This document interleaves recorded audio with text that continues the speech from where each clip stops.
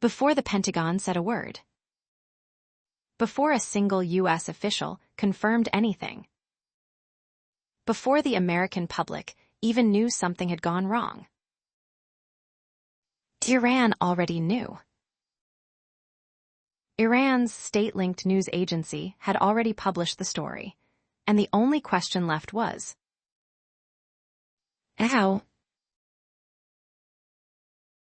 A U.S. KC-135 Stratotanker, the aircraft the entire American air combat machine depends on to stay airborne, took off from the UAE, crossed into the Persian Gulf, and began circling.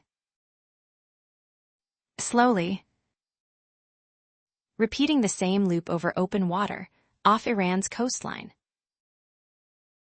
Then it broadcast code 7700. In aviation, that code means one thing: we have an emergency, and we need help right now. Seconds later, the plane vanished from every public tracking screen on the planet. No wreckage reported, no crew status confirmed, no cause given.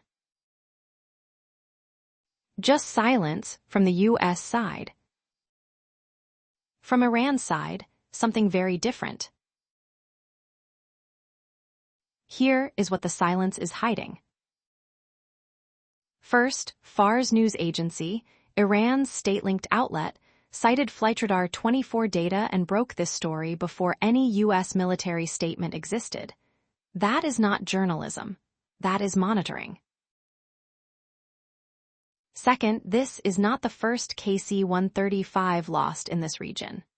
In March 2026, another Stratotanker was destroyed in western Iraq, claimed by the Islamic Resistance in Iraq, an Iran-backed coalition, who stated openly they targeted it to punish U.S. military presence. Third, the KC-135 is not a combat aircraft. It carries no weapons. Its entire purpose is to keep other aircraft flying longer, farther, and harder. Losing one does not just cost a plane. It degrades every mission in the entire theater. Fourth, the U.S. has issued no hostile action confirmation, but has issued no denial either. In military communication, that specific silence has a very specific meaning. We talk about geopolitics like it is chess, pieces moving on a board. But inside that KC-135, there was a crew. People who woke up that morning, ran their checklists, taxied down a runway in the desert heat, and climbed into airspace where someone may have been waiting for them. They did not make a statement. They did not brief a press conference. They just flew.